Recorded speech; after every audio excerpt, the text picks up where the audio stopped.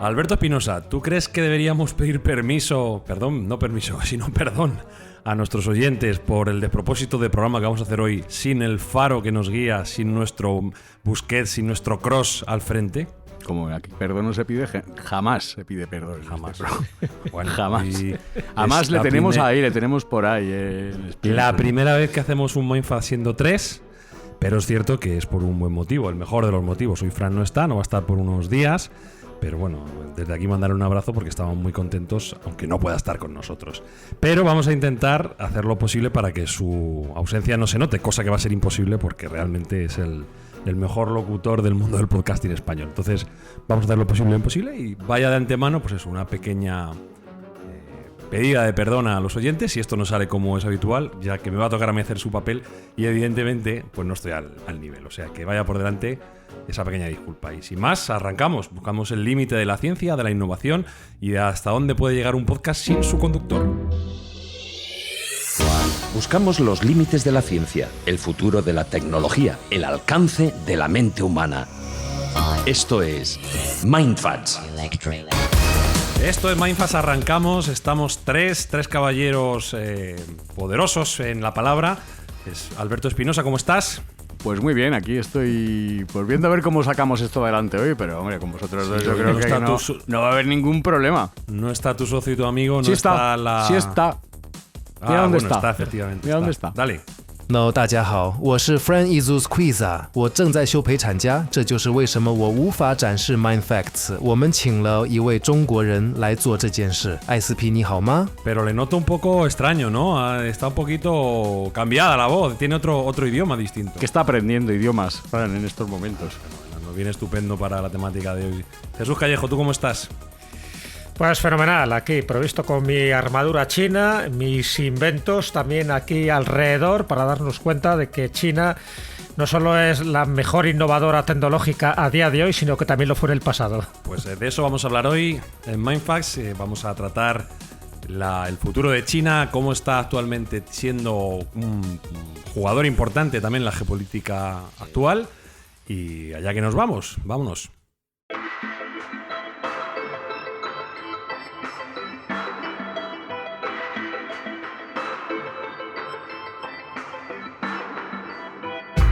Hay que decir que el programa de hoy viene dedicado a China porque yo he aprovechado mis vacaciones de Semana Santa para darme un paseo por allí y debo decir que lo he encontrado muy cambiado. Yo estuve en China durante muchos años trabajando cuando estaba en el sector de la tecnología y la última vez que estuve creo que fue como por 2014.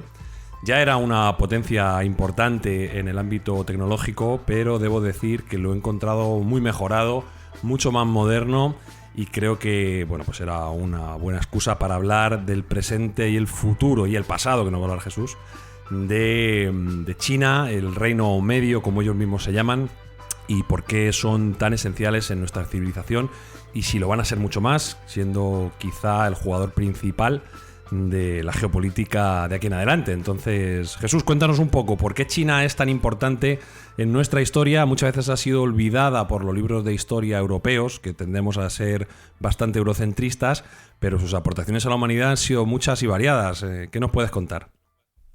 Muchas y variadas, sí. Bueno, a ver, China siempre ha estado ahí, ¿no? En el ojo del huracán. Yo creo que se podría hablar de un triunvirato si nos vamos un poco al pasado. No olvidemos Sumer, ¿no? Y Mesopotamia y todos los adelantos también que se aportaron allí. Y, por supuesto, Egipto, no lo podemos dejar de lado. Pero bueno, en este caso estamos hablando de China y es verdad que hay como una especie de sentimiento de que parece que en China empezó todo. Por lo menos empezó todo en cuanto a los inventos que cambiaron un poco nuestro concepto de la realidad y para los avances de la humanidad. Porque siempre se ha dicho, y lo hemos comentado más de una vez también en Mindfuck, que es como el gran inventor de los 4 grandes aportes revolucionarios, que fue el papel, la imprenta, la pólvora y la brújula magnética.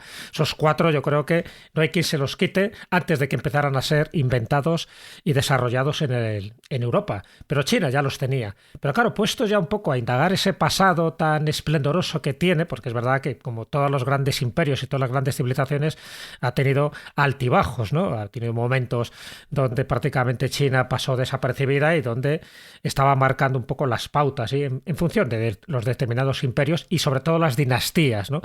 una de ellas, la dinastía Ming o la dinastía Tang, pues sí que influyeron muchísimo en este desarrollo. Pero empezando, por ejemplo, por el año. O sea, es que están avanzados incluso en el año. Nosotros ahora estamos en el 2026. Sergio, ¿en qué año estaríamos ahora dentro de esa cronología o calendario chino? Pues yo sé que es el año del caballo, pero no sé exactamente cuál es el el caballo de fuego, ¿no?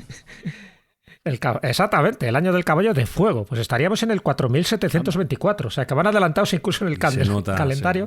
Todavía nos quedan 2000 por delante. ¿De dónde parten ellos? ¿Cuál es su año cero? Como si dijéramos, ¿el año 1? Pues no lo sé ahora mismo. ¡Uy, he pillado a Callejo! Sí, ¡ostras! Porque como cada país, de eso, sobre todo del Extremo Oriente, tiene un calendario diferente, pues mira, tendría que mirarlo, pero casi siempre ya sabes que suele estar en la fundación de su mundo, ¿no? Que es cuando empezaría su año cero. Así que lo averiguaré y lo comentaremos. Bueno, hay que decir, en descargo de Jesús, que es que todos somos muy ignorantes de la historia de China. A mí me sorprende cada vez más, y sobre todo cuando uno se acerca allí, cómo puede ser que nos hayan desinformado tanto de su historia, cómo podemos permanecer tan ignorantes. Además, como bien ha dicho Jesús, pues hay numerosísimas dinastías y llevan, creo recordar que es el país que más tiempo ha permanecido unido como unidad individual, como nación, por así decirlo. Entonces, todo este tiempo, toda esa historia ha dejado un pozo tremendísimo. Cuando vas por allí, pues te das cuenta de que tienen una historia al menos tan rica como la de Europa, sino más. Fijaos los inventos que ha dicho Jesús, cómo han modelado la historia de la humanidad, el papel moneda, que, bueno, pues fijaos cómo la importancia que ha tenido en la economía. Que también lo inventaron. El papel higiénico. Importante, eso es importante. Y otros no menores, como pueden ser el uso de la cometa, la propia bicicleta también se dice que se inventó allí, la bicicleta sin pedales, la pasta, que los italianos se arrogan muchas veces, pero todo parece indicar que viene de Asia y de esa parte de China, de ese Reino Medio. Y todos son inventos esenciales, la pólvora sin ir más lejos también, que han ido modelando la historia de la humanidad y que, bueno, la propia la seda, ¿no? Sin ir más lejos, un invento tan importante como la seda que dio creación a esa ruta de la seda que modeló el mundo, tanto es así que la propia ruta de la seda es el precursor inmediato del descubrimiento de América.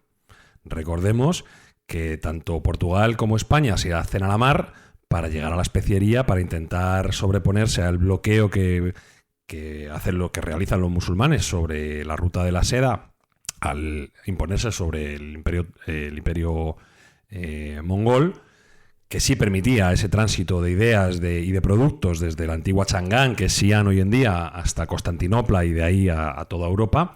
Y bueno, al paralizarse esa ruta de la seda, pues no queda otra que lanzarse al mar para intentar llegar a reabrir ese comercio internacional tan importante, lo cual da lugar a que los portugueses circunnaveguen todo lo que es África y los españoles acaben pensando que están en Catay y Zipango, acaben en América, con lo cual, fijaos, ha sido importante también estos descubrimientos y esos inventos chinos para la invención y para la humanidad en general, no solo para ellos mismos. Jesús. Menudo resumen se ha marcado, Sergio. Estoy por ponerme de pie y aplaudir. Joder. Sí, señor, sí, señor. Y un papel hay ahí, ¿eh? O sea, ahí todo lo tienes, de cabeza ahí se lo lo ha tienes. hecho. No, está claro que China siempre ha marcado un poco esas pautas, ¿no? En cuanto a ese desarrollo y sobre todo a esa forma, ¿no?, de entender pues la evolución humana a través no solo de su potencial humano, por la cantidad de chinos que siempre ha habido, sino por rentabilizarlo. ¿Y cómo se rentabiliza? Pues de la mejor manera posible, pues teniendo a sus alquimistas, que son los que poco a poco fueron descubriendo muchísimas sustancias químicas, y luego también, como no, pues la pólvora tiene que ver también con un proceso alquímico, y gracias a la pólvora, fíjate, la revolución que generó en la tecnología militar. Estamos hablando de los cohetes de pólvora, estamos hablando de lanzallamas primitivos, de granadas explosivas, de cañones tempranos, en fin, de multitud de elementos que en Europa los empezamos a ver a partir del siglo XII, y aquí estamos hablando del siglo IX. Y ya que estamos un poco en el siglo IX, fíjate, si nos vamos solo a la Edad Media, o sea, dejando atrás un poco muchos de estos inventos que acaba de comentar Sergio, pero hay otros, a lo mejor de segundo orden, pero para mí la misma importancia, porque tan grande es inventar algo que revolucione la navegación o la tecnología militar como las pequeñas cuestiones domésticas de la casa. Y, por ejemplo, hay que asociarles también el reloj mecánico, la pintura fosforescente, los naipes, las cerillas de... ¿La pintura fosforescente? También, exactamente. Y bueno, y la porcelana, hemos citado la seda, pero no olvidemos la laca y la porcelana, en fin, elementos que sirvieron también para la comercialización y donde hubo muchísimo dinero, ¿no?, en ese tráfico. Bueno, y sobre y todo, además una tecnología secreta completamente, ¿no? Que secreta, los chinos secreta, parece ser que descubren un poco por una serendipia, como suelen ser estos descubrimientos, y que durante muchísimos años pues los europeos, los árabes y todos los jugadores en el comercio internacional intentan copiar, intentan obtener con muy poco éxito, y es ya, pues creo recordar que en el siglo XVIII en Alemania, ¿no?, o incluso XIX, donde ya se puede reproducir el uso de la porcelana gracias al elemento que era el kaolín, ¿no?, que era lo que daba esa vitrificación a esa cerámica y que ha sido tan importante. Tanto es así que ha creado vocablos completos. Si miramos un poco el inglés como idioma, en inglés la porcelana y, digamos, la loza se le llama China. Directamente se asocia lo que sería la cerámica con el propio país. Tanto era la importancia que tenía y tal era el deseo que existía por esos productos, que son tremendamente bellos y que cuando vas a alguno de los muchos museos que hay en China, y hablaremos de museos porque con mucho regocijo me reencontré con el género humano en museos de China, en museos históricos de China, había un alud de personas y de personas jóvenes, lo cual me hizo pensar que evidentemente esta gente vive en el futuro porque están recuperando la tradición propia y están recuperando el gusto por la cultura y por la historia, y eso me hizo muy feliz. Debo decir que mi pareja y yo éramos los únicos. Estuvimos en el Museo Nacional de China de Pekín. Allí había algún occidental más, pero luego estuvimos en el Museo Nacional de Hunan, que es absolutamente impresionante, con unas piezas brutales, y éramos los únicos occidentales. Había muchísima gente joven y muchísima gente joven china. Estaba atestadísimo el museo, cosa que nos pareció fenomenal.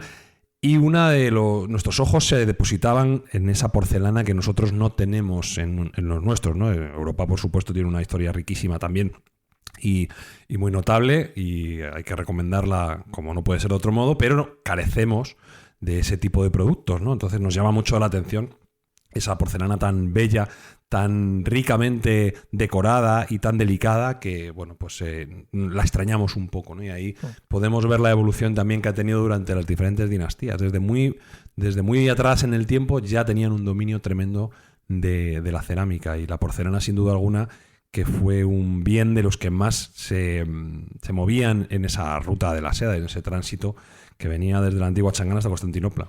Hasta mediados del siglo pasado, más o menos hasta los años 50, tener un jarrón chino era como un elemento de prosperidad, de lujo, de riqueza. Un jarrón chino, hasta que empezaron en fin, las tiendas chinas, donde ya se ha rebajado el precio. Pero en su momento, esos jarrones, que muchos eran de porcelana, era un símbolo y un estatus de prosperidad, ¿no? Fíjate, esta casa tiene un jarrón chino, y romper un jarrón chino era como romper un espejo, te daba también 7 años de mala suerte. Bueno, eso nos indica, ¿no?, la importancia que tenía cualquier objeto que viniera, ¿no?, de China, sobre todo a partir del galeón de Manila, que es donde venían casi todos estos artilugios, estos objetos. Acordaros también del famoso mantón de Manila, o mantón de China, otro objeto de lujo. Pero bueno, fíjate que lo has nombrado bien. El galeón de Manila realmente no traía productos de Manila.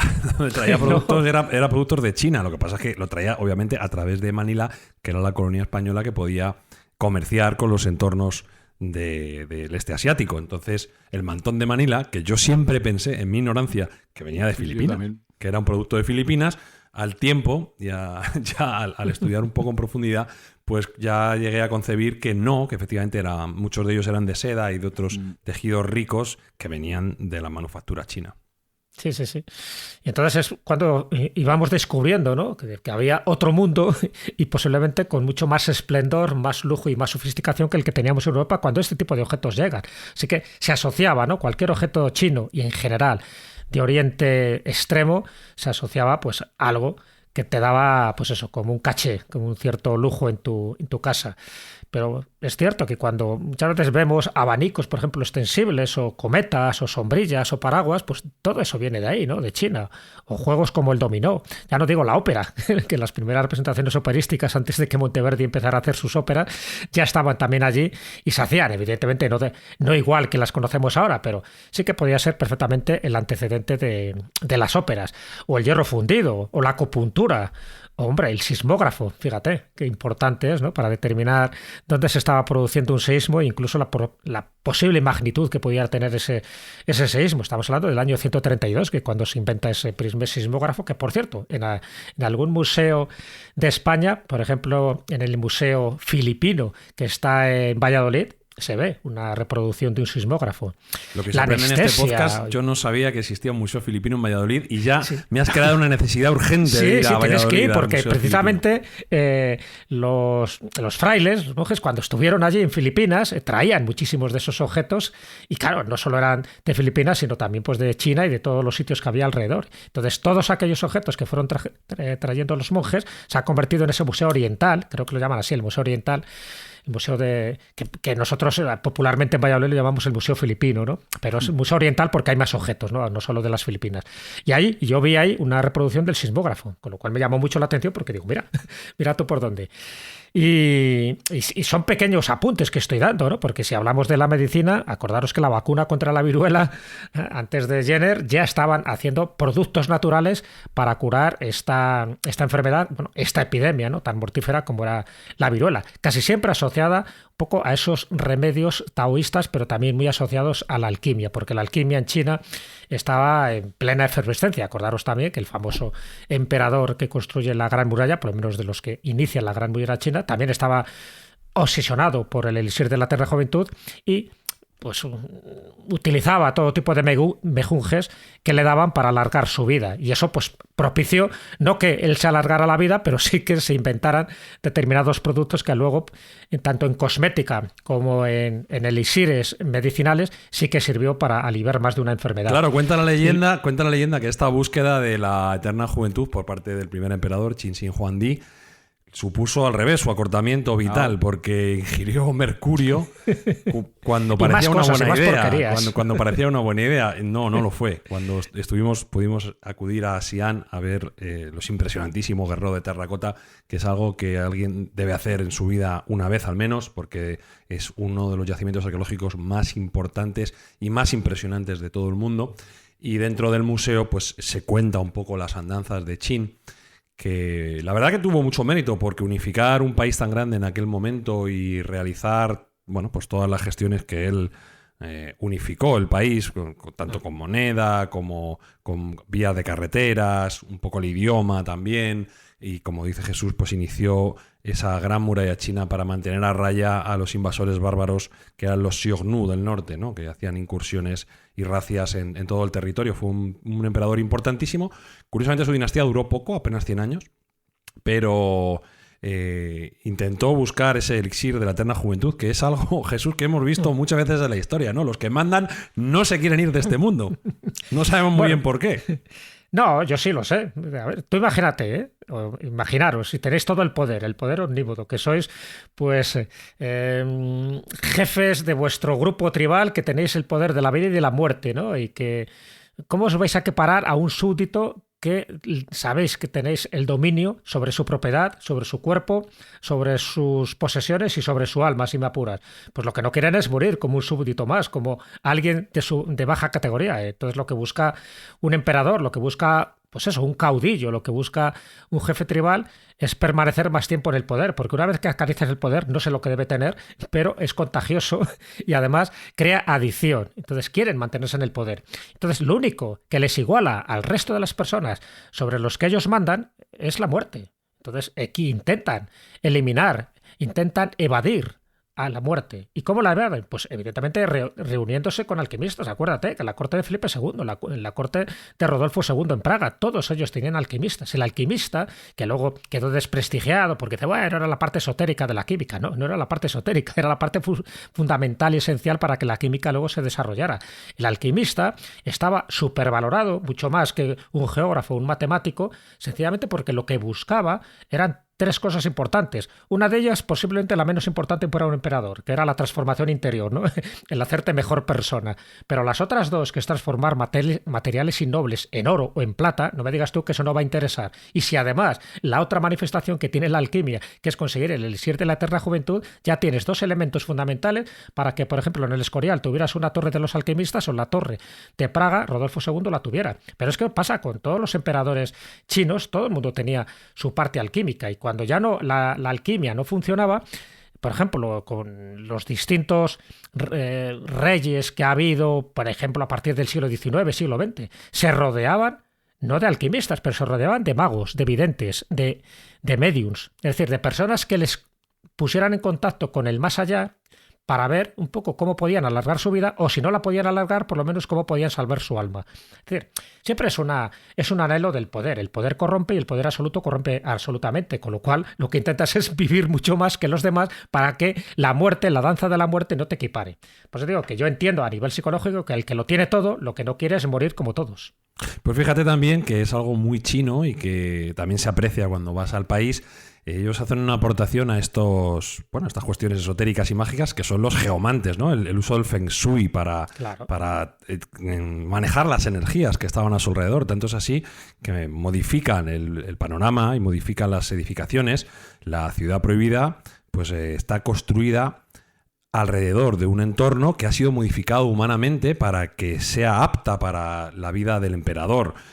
Tanto es así que en la parte trasera de la propia ciudad prohibida se construyó una montaña, porque así lo mandan los preceptos del Feng Shui, y también se hizo un río por delante. El Feng Shui dice que para que sean armoniosas las energías debe haber un río a la entrada de la vivienda y una montaña en la parte de atrás. Y como en esa zona no la había, pues directamente las crearon. O sea que es una aportación también muy, muy propia a esta geomancia. ¿Hay alguna, Jesús, te suena algún paralelismo en Europa de este tipo de ciencias? De la geomancia, sí, claro. ¿Por qué crees que el Escorial se construye en el sitio que se construye? Mira, imagínate, Felipe II tenía el dominio no solo de España, sino de prácticamente medio mundo. Podía construir el Escorial donde le diera la real gana. Y sin embargo lo hace en un sitio determinado del Monte Avantos, ahí un poco en la sierra. Yo pensaba que eran por las vistas, que son muy buenas. No. Por las vistas, por la caza, por el agua. Claro que eso también influía. Pero él se rodeó de geomantes, él tenía astrólogos, él tenía también todo tipo de científicos, tanto ortodoxos como heterodoxos, y eligió la mejor ubicación desde un punto de vista energético, tanto terrestre, telúrico, como cósmico, para crear allí el Escorial. O sea, él lo que quería crear es un templo de Salomón.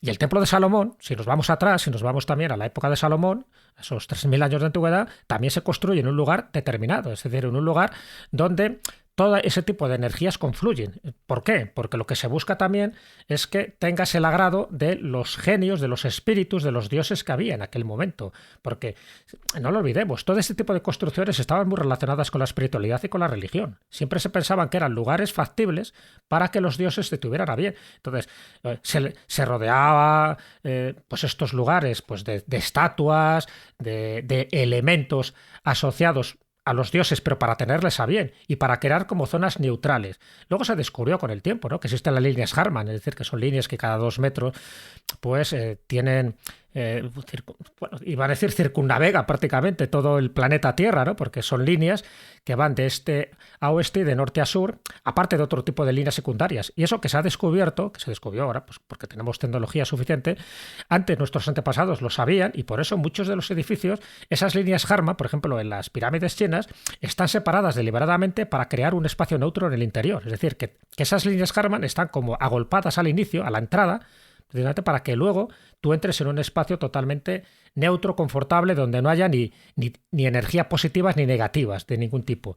Y eso está hecho de forma deliberada. Y eso Blackmer, por ejemplo, una de las grandes biogeólogas que hemos tenido, pues lo demostró y publicó además un libro donde iba buscando determinados enclaves religiosos, templos que podían ser budistas, que podían ser egipcios o que podían ser también cristianos. También hizo una medición en la Catedral de Santiago de Compostela y demostró, ¿no?, en fin, por el biómetro de Bovis, dónde eran los puntos más energéticos. Y una de las cosas que se dio cuenta es que las construcciones de estos lugares estaban también un poco relacionadas a lo que tú acabas de decir, Sergio. Por una parte, que hubiera agua. Todos estos templos normalmente tienen unas fuentes de agua, o bien subterráneas o bien al lado. porque el agua es fundamental, porque el agua además potencia también este tipo de energías.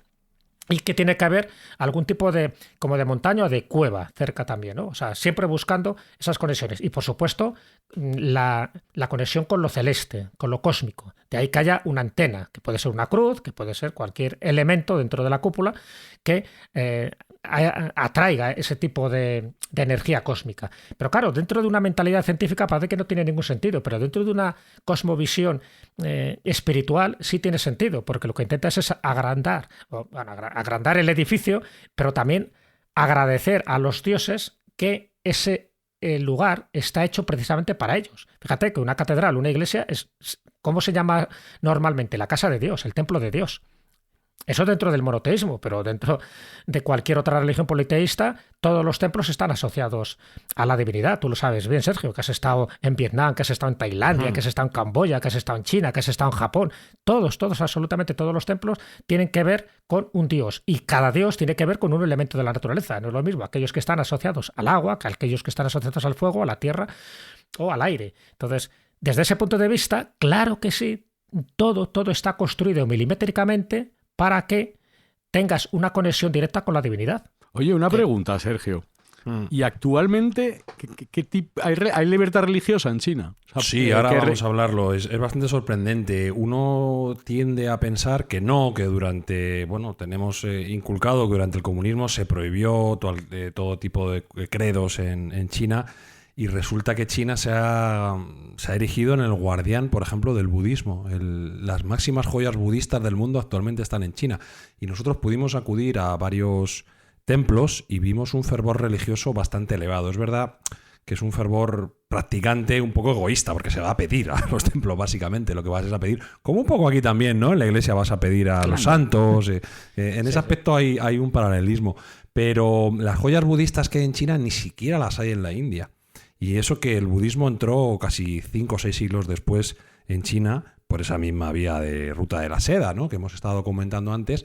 Sin embargo, el mantenimiento de estas joyas pues sí se ha producido en China y en la India se han ido destruyendo, con lo cual la calidad de los sitios históricos budistas actualmente en China es muy superior a la de cualquier otro sitio del mundo. También tienen otro tipo de ritos y otro tipo de credos, como pueden ser el confucianismo, que sería más una relación social que un credo, pero tiene sus templos. Y asimismo el taoísmo, que también es bastante distinto al budismo, aunque hay una cierta sincretización entre todos los aspectos.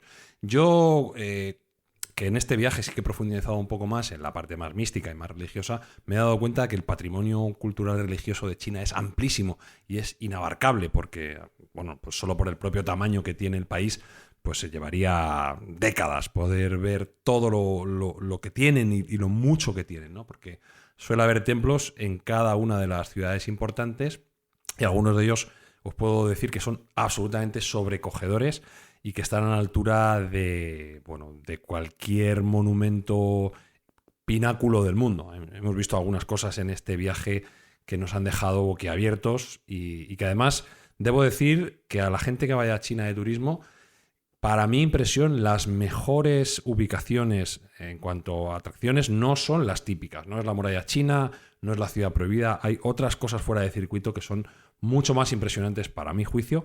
Muchas de ellas tienen que ver también con ese legado budista que se ha conservado allí.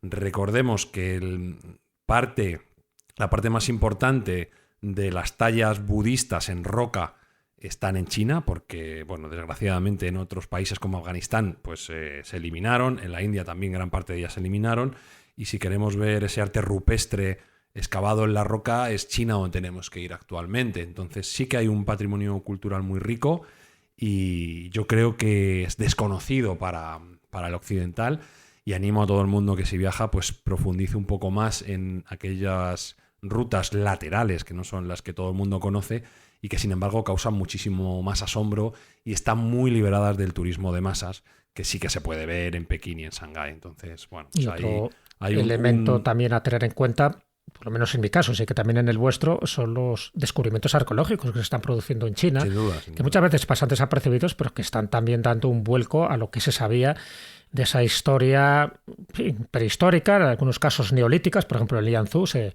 ha encontrado un yacimiento donde se ha demostrado que transformaban los huesos de sus antepasados, de las personas que morían, los transformaban en copas, en máscaras, en herramientas.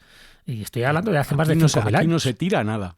Aquí no se tira nada, lo transformaban todo, ¿no? Dice, qué forma más ritualística de aprovechar todo, pero sobre todo también con el aspecto sagrado que tiene el transformar un hueso de alguien, se supone que muy querido de tu familia, que ha muerto, para que siga formando parte de tu vida cotidiana.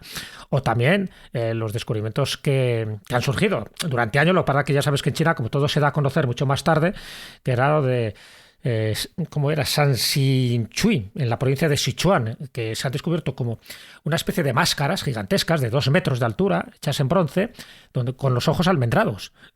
Entonces, también un poco no se conocía para nada, lo han llamado la cultura Su, por llamarla de alguna forma, pero que no se parece a ninguna de las culturas de las que teníamos constancia, y estamos hablando de hace 3.000 años, ni más ni menos. O en Ginza, que se ha encontrado una especie de corazón dorado, que es un círculo, ¿sabes?, con unas representaciones simbólicas muy llamativas, que además creo que lo han puesto como emblema y como símbolo en la provincia de Sichuan, y que también no se sabe a quién pertenece. Lo dicen que es la cultura Su, pero que da un vuelco total a lo que se sabía de aquella época, de aquel periodo histórico, porque no se sabía que también existían estos pueblos y que dejaron estos testimonios, en concreto, ya te digo, estas cabezas humanas de bronce de más de 2 metros, donde se ven los ojos abultados, almendrados, ¿sabes? En fin, con unas características morfológicas muy diferentes a las que se descubrían o las que se habían descubierto hasta el momento. Bueno, a mí eso me llama la atención. Yo no sé si tú has tenido ocasión, Sergio, de visitar algún yacimiento arqueológico. Sí. Visita.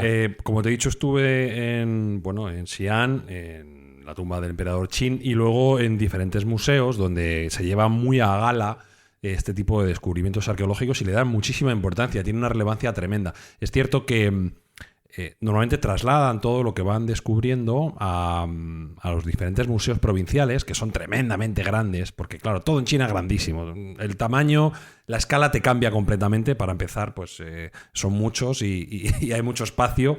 El gobierno, y luego comentaremos en la parte moderna, ha liberalizado mucho suelo y ahí todo se hace a lo grande, ¿no? Y en los museos provinciales que hemos estado en 3, pues hemos visto algunas maravillas arqueológicas de las cuales no teníamos constancia. Por ejemplo, os debo decir que el ejército de terracota de Qin no es el único. Hay otros ejércitos de terracota, algunos ya desenterrados, si bien es cierto que los que hemos visto en otros museos, por ejemplo en Chengdu, pues tienen un tamaño distinto, eran figurillas a escala, ¿no? No eran como los guerreros de terracota, que eran a escala real. Pero no es una unicidad por parte de Qin Huangdi, ese enterrarse con todo su ejército y con toda su corte.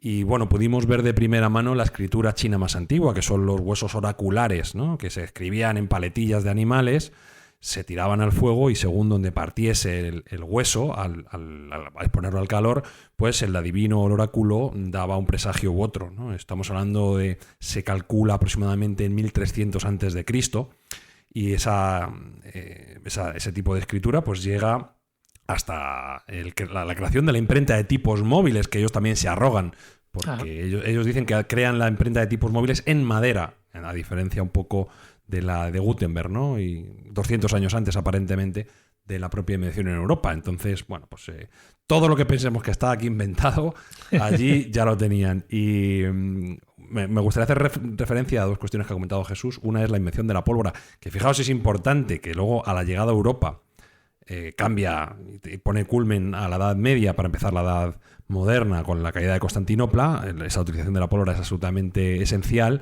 para derruir esas murallas en Constantinopla, y los chinos, sin embargo, nunca la utilizaron, o por lo menos de origen, en cuestiones bélicas. Era una cuestión más festiva, era una cuestión como lo hacemos nosotros ahora mismo de fuegos artificiales, ¿no? Inicialmente no se utilizó en el plano bélico, luego posteriormente sí parece ser que ha habido algunas armas, pero los chinos, ellos llevan muy a gala un pacifismo radical. Hablo a nivel de ciudadanos, ¿de acuerdo? Ellos, tuve ocasión de hablar con algunos y dijeron que lo más importante para ellos es la paz, el estar en paz. Lo cual, bueno, pues no coincide mucho tampoco con algunas cuestiones que vemos a nivel de gobierno, pero dentro de su idiosincrasia como pueblo sí que parece que bueno, pues está ansiando la paz. Y otra cuestión que me parece interesante poner de relieve, simplemente como anécdota, es que hubo un vínculo entre España y China que pocas veces se conoce, y es que circuló moneda española en China. El real de A8 fue reacuñado y de hecho en algunas exposiciones numismáticas se puede ver, nosotros lo hemos visto, porque ellos llevan también muy a gala el haber inventado o haber descubierto el papel moneda, que sin duda alguna es un descubrimiento digno de mención y que ha revolucionado la economía mundial. Esto es un hecho que, bueno, pues es innegable.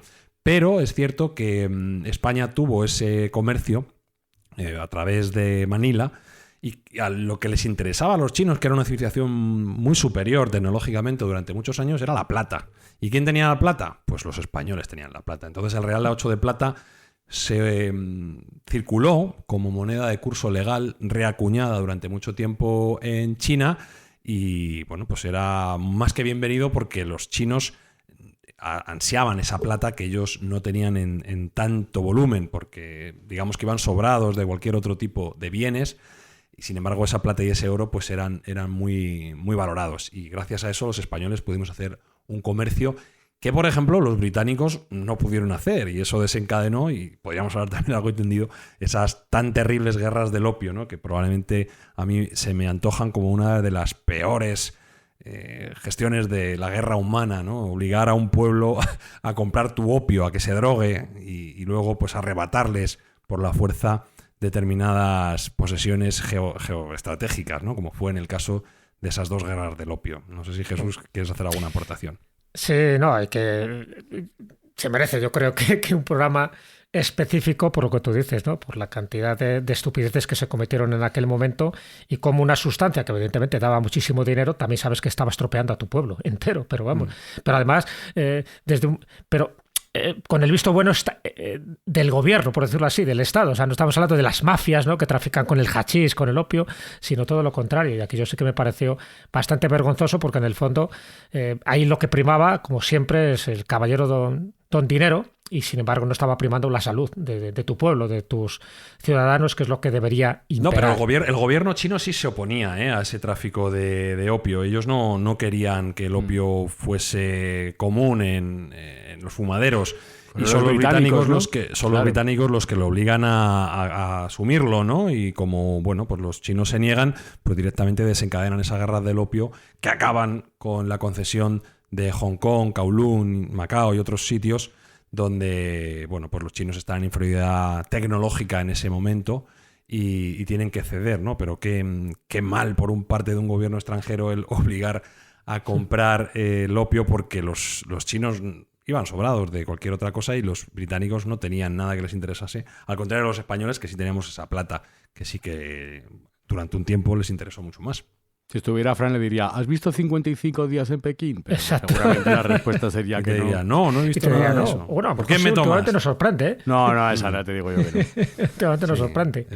¿Os parece que pongamos musiquita y nos vamos al presente? Venga, vámonos al presente, porque allá, aquí nos enrollamos. Venga, vámonos.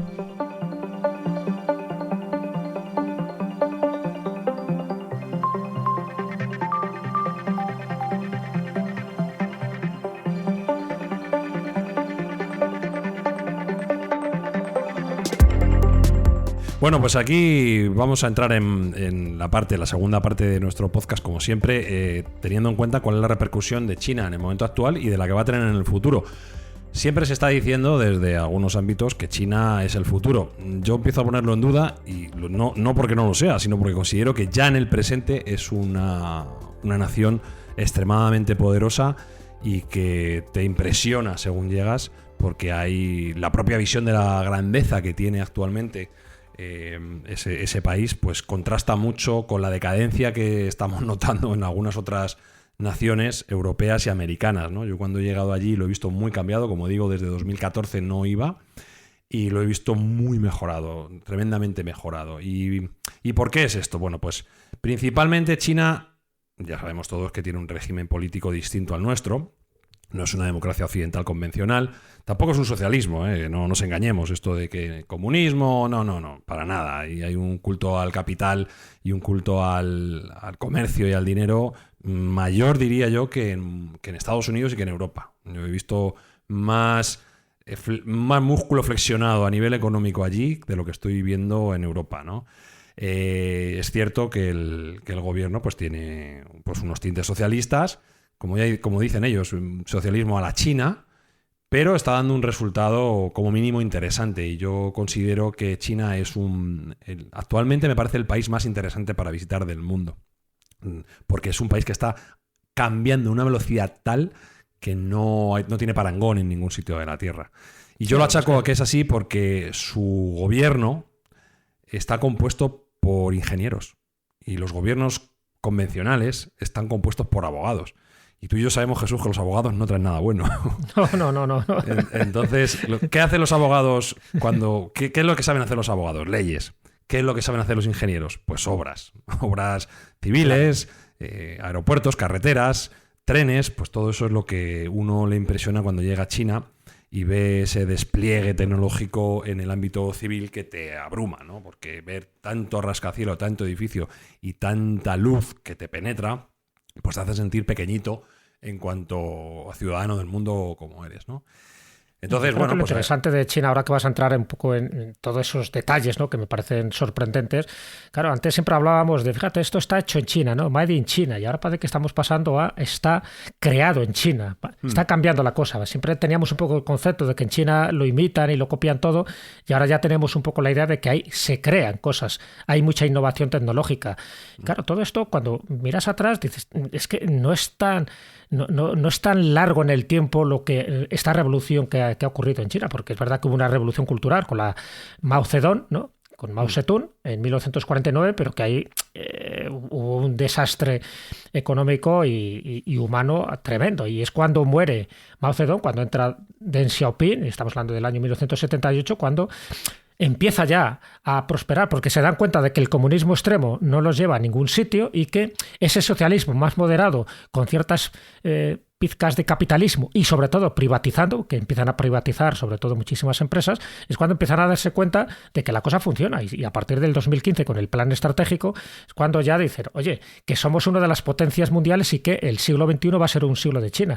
Pero todo viene desde una especie de debacle de Mao, que en principio, bueno, cambia un poco toda la estructura de China, pero se dan cuenta de lo que no hay que hacer para empezar sin huir y sin cambiar un poco ese socialismo de base que tienen, el tener ese aperturismo que les ha permitido avanzar, cosa que si Mao, por ejemplo, no hubiera muerto, posiblemente a mejor, y quiero saber tu opinión, Sergio, si Mao no hubiera muerto y si hubiera ganado, por ejemplo, la banda de los cuatro, es decir, con la esposa de Mao que intentó continuar con este régimen, si ese desarrollo, ese despuntar tecnológico se hubiera producido.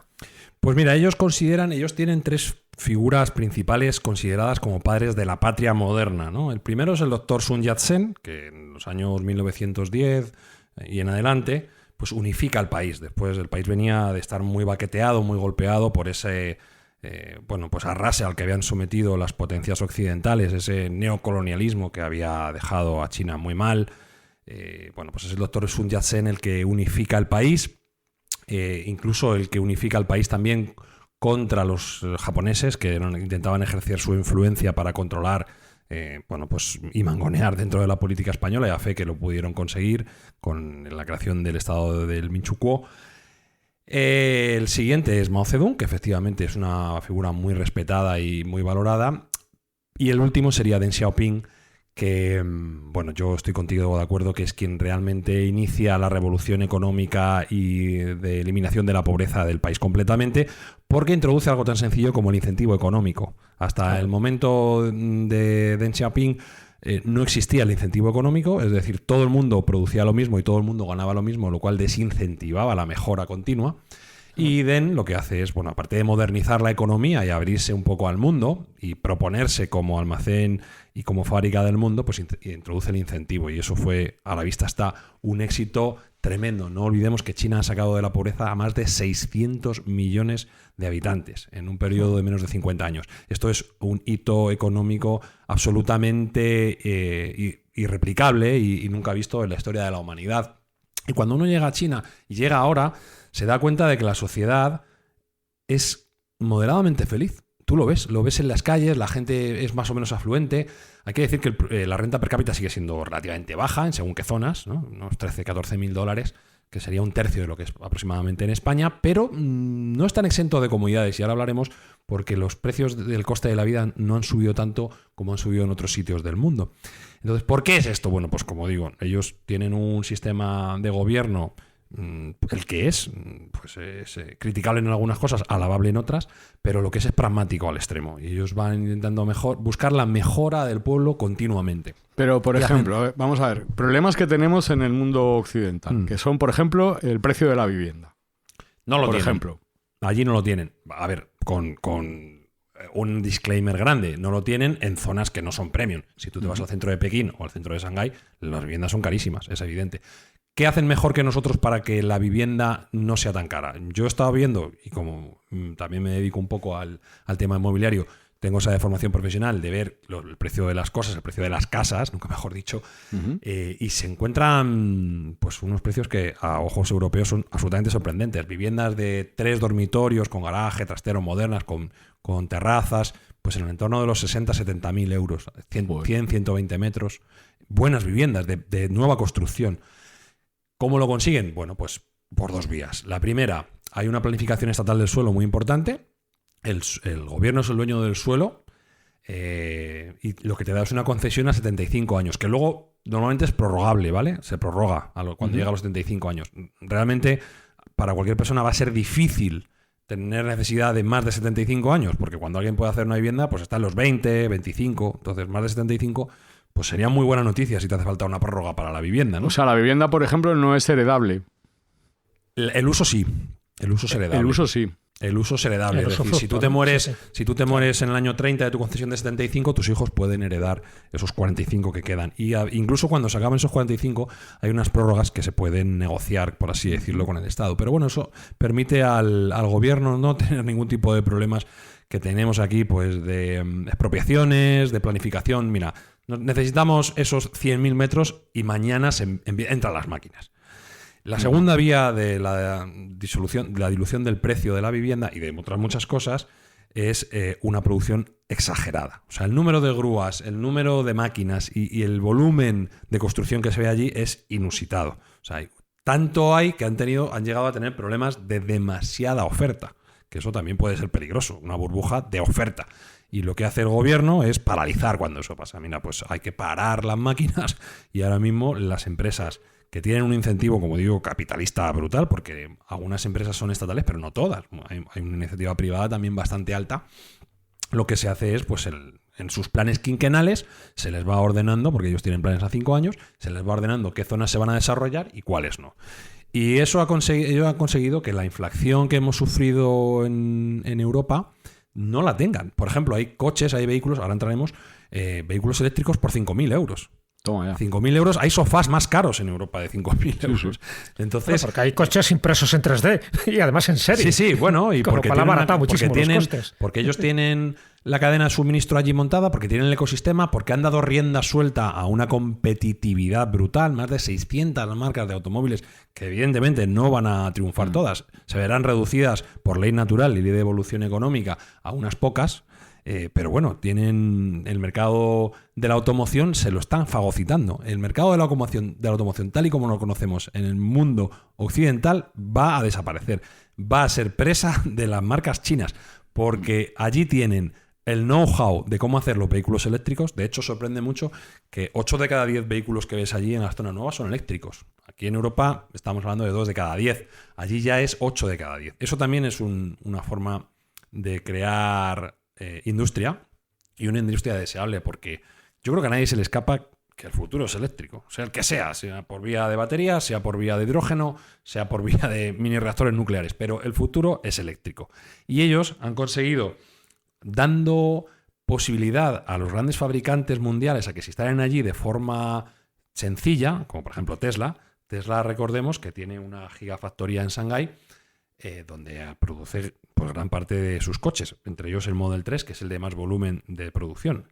Y todo hay que decirlo, donde mejor terminados están los coches de Tesla son los que salen de China, de la fábrica de Shanghái. Esto es contrastado con gente que trabaja en Tesla. Es decir, ¿Y Tesla vende en China? Sí, Tesla vende en China. Pero puede competir. Debo decir menos de lo que yo esperaba. Esperaba ver más coches Tesla. No, claro. A ver, Tesla tiene un producto que tiene un coste más alto, porque Tesla, aunque compite de tú a tú, no está metido en la vorágine de guerra de precios. Hay que decir que Tesla es una empresa que tiene unos márgenes de venta saludables. Tesla puede tener un margen operativo de un 25 o un 30% sin mayores problemas. Los chinos van al 2, al 3 y a veces a márgenes negativos. Y así es como compiten, con el cuchillo entre los dientes.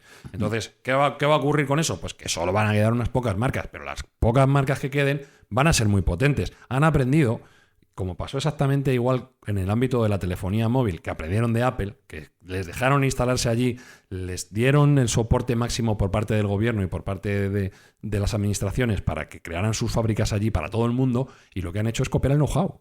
Y a partir del conocimiento de Apple han creado sus marcas Oppo, Vivo, Xiaomi, y a partir del conocimiento de Tesla han creado sus marcas BYD, Li Auto, Geely, pues todas las marcas de coches que ahora mismo estamos viendo que no es que sean inferiores a las europeas, es que en muchos casos son superiores. Bueno, y sin contar lo que hacen en Europa, que es que se quedan con marcas históricas europeas que están abandonadas como LG o Ebro, o Volvo. Fíjate, Volvo. Qué pedazo de marca. Pues ya no solo eso, sino que encima han aprovechado la mala decisión europea de desindustrializarse para ellos ahora posicionarse con sus fábricas en Europa. Son ellos los que vienen a industrializar Europa de nuevo. Y están empezando a posicionar sus fábricas aquí. Nos traen el know-how ya ellos. Claro, ha dicho Jesús. Es que ya Made in China ya no es despectivo. Es que esto, si conectamos los puntos hacia atrás, ya pasó con Japón. Japón en los años 60 y 70 se dedicó a lo mismo, a hacer mano de obra barata, productos americanos de calidad, y ya con el tiempo pues empezaron a sacar ellos mismos sus propios productos de una calidad altísima. Entonces, esto está pasando exactamente igual con China. China se calcula que tiene aproximadamente entre un 2 y un 3% de población que son ingenieros. Esto estamos hablando de entre 30 y 40 millones de personas ingenieros. Toda la población de España, cerca de la población de España, como ingenieros. Fijaros el talento que hay allí, ¿no? El talento tremendo. Y cuando uno va allí se da cuenta de que ya no solo están copiando. No. Van innovando. Y hay ciertas cosas que ves allí y aquí no las ves. Y podemos comentar ahora un poco también. Bueno, dale, cuéntanos cosas. Primero y principalmente, ellos han orientado su crecimiento en la electrificación de la sociedad. Ellos han considerado que la gestión de la energía es lo mejor que pueden hacer para evolucionar el país. Y nosotros estamos viendo que es un acierto, porque estamos sufriendo el cierre del estrecho de Hormuz. Se está hablando incluso de que puede haber, aparte de la inflación que están creándose en la economía, porque no hay petróleo, porque no hay gas, los chinos han decidido desde hace 20 años dedicarse exclusivamente a la generación renovable de China, que el año pasado llegó a 4 billones de kilovatios. Es decir, el consumo eléctrico total de los 27 países de la Unión Europea se produjo de forma renovable en China. Renovable. Es que entre 2025 y 2030 se están planteando instalar 250 gigavatios de capacidad solar solo en desiertos. Esto es 4 veces Londres lleno de paneles solares.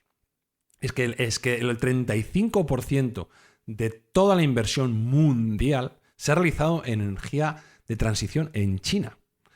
Y es donde de lejos hay una mayor planificación de energías renovables, tanto solar como eólica. Y asimismo, nuclear, hay 53 reactores nucleares en proyecto, aparte de los, creo que son más de 60 que tienen actualmente en funcionamiento.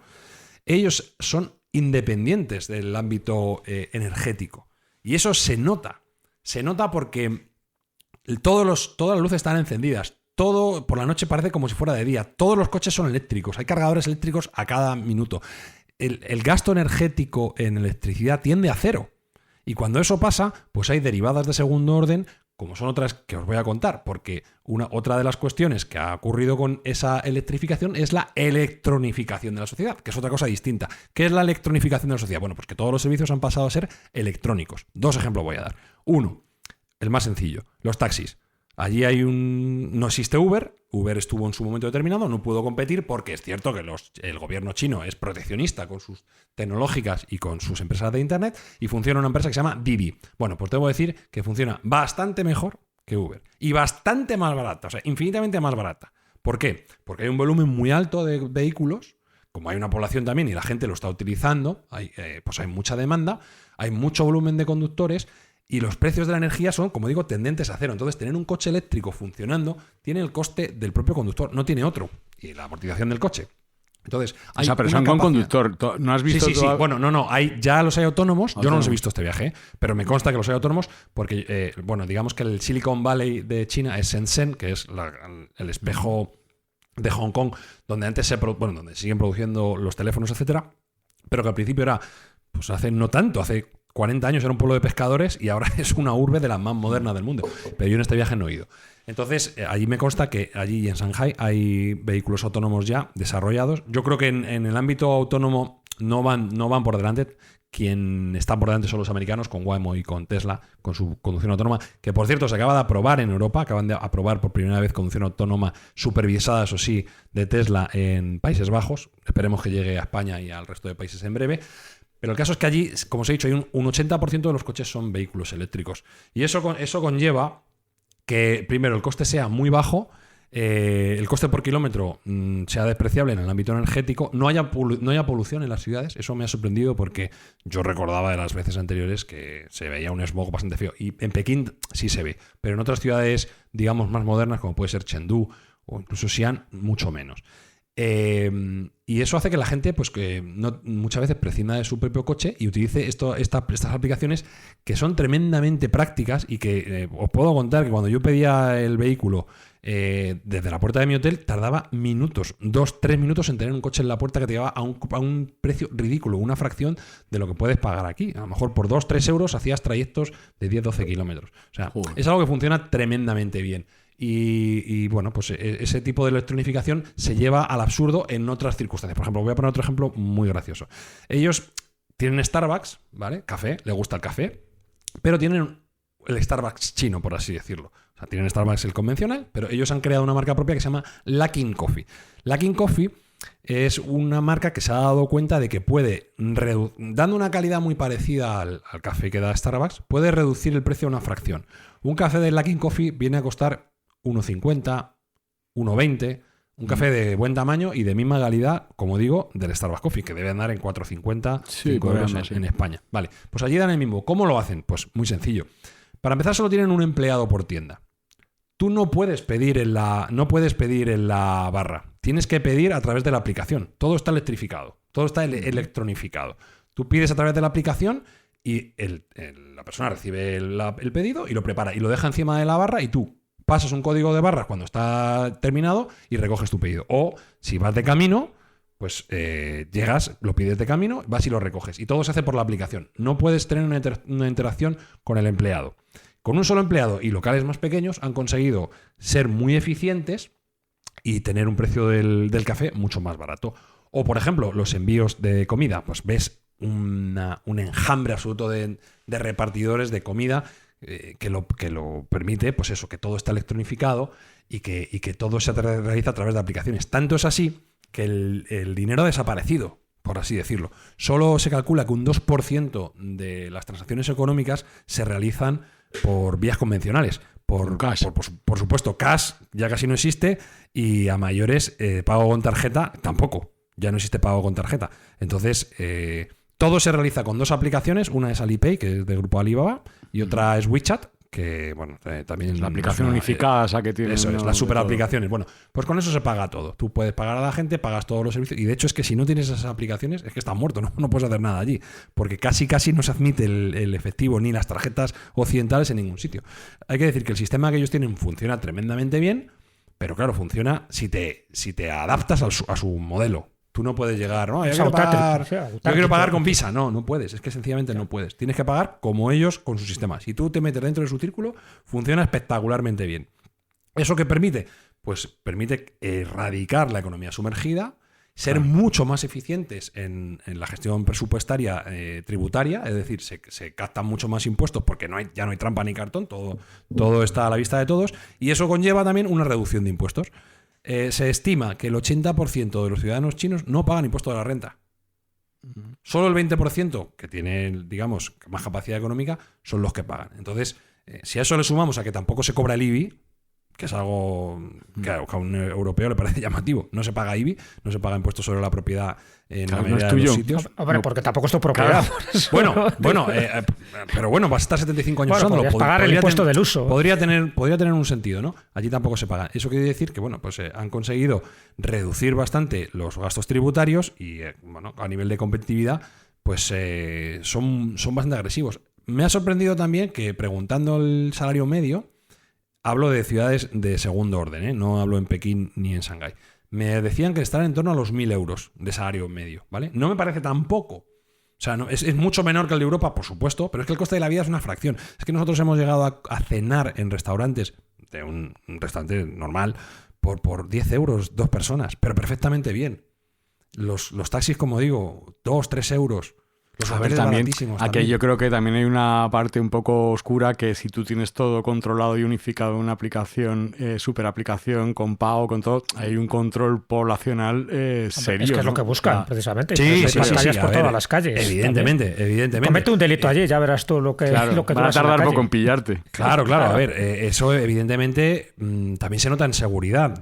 Claro. Nosotros hemos estado con una sensación, por la noche, por el día, por todo momento, con una sensación de seguridad absoluta. Policía casi no se veía. ¿Por qué? Porque efectivamente hay mucha cámara, el control se realiza. Seguridad o libertad, claro. Había seguridad, pero seguro que os tenían controlados totalmente donde ibais, donde comíais. Pero a mí no me afectaba. Por ejemplo, una de las cuestiones, cuando entras a cualquier transporte público, te hacen un control de seguridad en un arco y miran todas las maletas y te vienen a ti mismo. Cualquier persona que tenga un arma no puede entrar en un transporte público.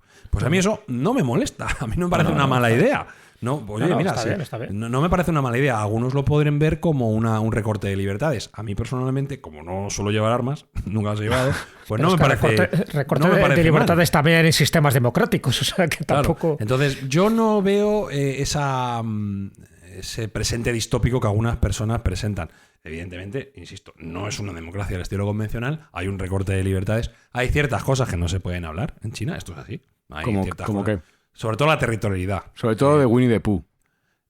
Bueno, eso es. No sé si hasta qué punto también en leyenda urbana o no, pero desde luego te recomiendan que no hables de territorialidad, no hables de Taiwán, no hables de Tíbet. Eso te lo guardes para ti, ¿vale? Entonces, bueno, no las sentencias de muerte. Yo creo que es el país que más ejecuta a presos dentro del mundo. Sí, puede ser. No, o sea, la verdad que no tengo. Sentencias de muerte siguen dato, estando ahí en vigor. Pero sí, ellos tienen la pena de muerte todavía implementada. Campos de reeducación. Curiosamente tienen la pena de muerte también imbuida a aquellos políticos corruptos. No son extrañas las noticias de ejecuciones a políticos corruptos que han metido la mano en la caja de los bombones y son bastante ejemplarizantes. A veces hacen más daño que un asesino convencional, está claro. Sí. Entonces, bueno, pues eso también desincentiva bastante, creo yo, al político, que desgraciadamente estamos hartos de verlo en toda nuestra escala social. Pero bueno, yo no apoyo la pena de muerte, personalmente no la apoyo, pero he de decir que bueno, no me parece tan mal en ese aspecto. Lo describes como un pequeño paraíso, ¿eh? También es verdad que estás describiendo las ventajas y es cierto que esas ventajas nos dan mil vueltas a muchísimos países. Es un país que, sobre todo, lo que más llama la atención es la velocidad, cómo ha cambiado tanto en tan poco tiempo y cómo está haciendo las cosas. Del 78 para acá, prácticamente. Fíjate. Sí, cómo está haciendo las cosas relativamente bien para sacar a la gente de la pobreza, ¿eh? ¿Y el tema robots y todo esto, robótica, has visto? Sí. Hombre, hay robots presentadores de televisión, ¿no? Llama mucho la atención. Bueno, yo, como puedes entender, la noticia de China no la veía. Pero bueno, es verdad, y esto sí que... hablando de los mitos que hay en China, bueno, pues hay un mito que no lo es, y es el control del Internet. Cuesta mucho conectarte... Cuesta conectarte al Internet occidental. Hay un firewall gigante allí que se carga pues el WhatsApp, el Gmail y tal, y es un poco incordio el tener que estar... utilizando VPNs y otras aplicaciones para poder salir y tener contacto con el mundo occidental. Pero se puede hacer, no es algo que sea secreto ni mucho menos, y de hecho hay muchos ciudadanos chinos que lo hacen también, pues incluso para acudir a utilizar las aplicaciones que son más occidentales, como pueden ser los modelos de inteligencia artificial, que ahora también hablaremos, que ellos son campeones en el ámbito de la inteligencia artificial. Entonces, y la tecnología 5G o la 6G, no sé si ya la sí, ellos tienen 5G Plus actualmente, ¿vale? Que creo que es gigabit, 1 giga por inalámbrico y están ya planteando el 6G. Sí, ellos son campeones también en ese aspecto. Durante mucho tiempo se dedicaron a manufacturar los productos de los americanos y de los nórdicos, que eran los mandamases en esa línea, y se quedaron con el know-how, pues como hacen con todo, se quedan con el know-how y lo mejoran. Y actualmente creo que son los mayores proveedores de internet inalámbrico del mundo, con la consiguiente problemática para el resto, porque claro, si tienes acceso a internet, probablemente tengas acceso a la información y a los datos. Entonces, bueno, pues esto es un problema también geopolítico. Pero ¿hay áreas de mejora? Por supuesto, hay muchísimas áreas de mejora. Sin ir más lejos, es la privacidad. La privacidad pues es inexistente o muy limitada, y bueno, pues esto no es cómodo tampoco para la gente que vive allí. A un turista le da un poco igual, pero a la que vive allí pues no es tan bueno. Hay una área de mejora clara. Luego, como hemos dicho antes, la libertad de expresión pues está también bastante recortadita. No es que sea un estado distópico, que no puedas, que tengas espías alrededor escuchando lo que dices, pero no puedes hablar de cualquier cosa. Esto lo hemos comentado. Se ve bastante presencia de miembros del Partido Comunista Chino, tienen sus identificativos y tal. ¿Y van con uniforme o cómo sabes? Sí, van con uniforme y con banderas del partido y tal. Bueno, no... Vamos, esos son los que identificas, habrá otros que... Sí, claro, los que van públicamente. Claro.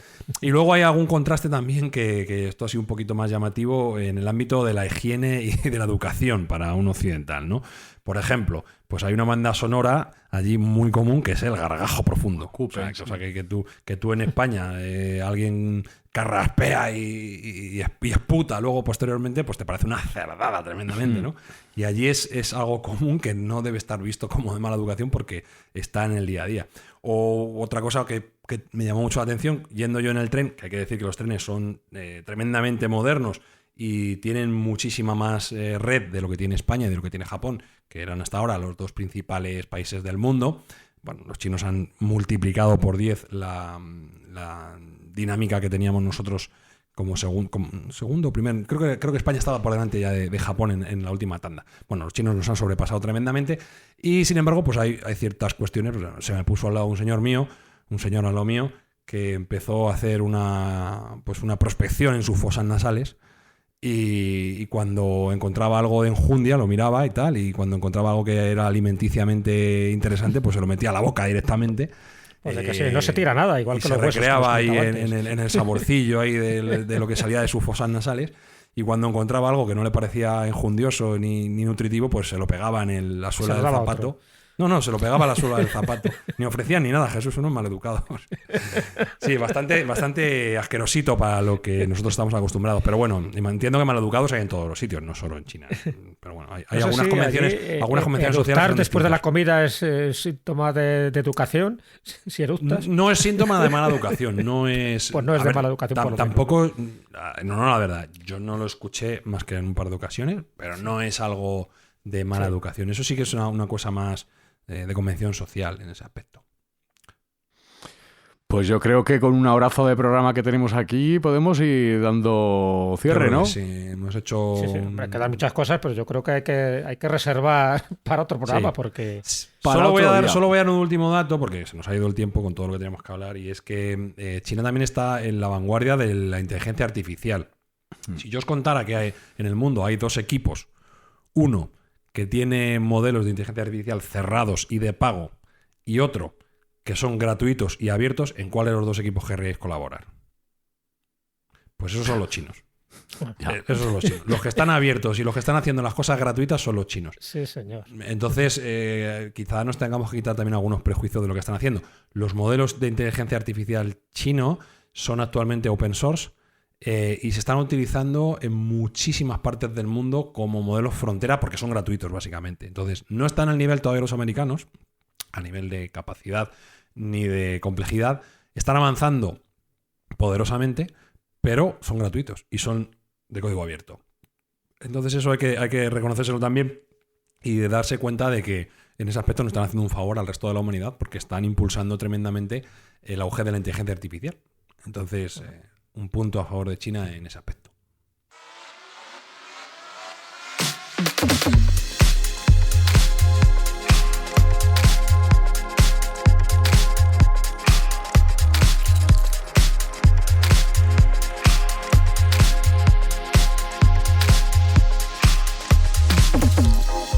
Alberto Espinosa, ¿cómo te has quedado? ¿Cómo se te ha quedado el cuerpo? ¿Te quieres ir a China o no yo? Tengo muchísimas ganas de ir a China, la verdad. Te lo recomiendo encarecidamente. A mí me llama mucho la atención. Me llama muchísimo la atención.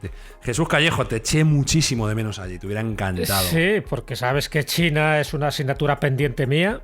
Que ya los intentos que he hecho por ir a China, por lo que sea, no han cuajado, y espero que en el próximo viaje que hagas, además que mejor guía que tú y tu pareja para visitar China, porque lo conocéis, igual que cuando visité Japón con vosotros, pues es que vamos al meollo directamente, y lo que nos ahorramos de tiempo, de gestiones y de burocracia es tremendo. Así que vete preparando ya un futuro. Sí, lo tengo totalmente en el horizonte. Sí, porque para vosotros y para cualquier oyente recomiendo encarecidamente viajar a China. Ahora además, como digo, es bastante sencillo. Hay bastantes vuelos directos además desde España y desde Sudamérica también. Los chinos han aligerado mucho las cuestiones burocráticas para poder acceder. Ya no hay visados. Antes había que sacar visado obligatorio. De 2 años para acá permiten un visado de turista bastante generoso, creo que son de 3 meses.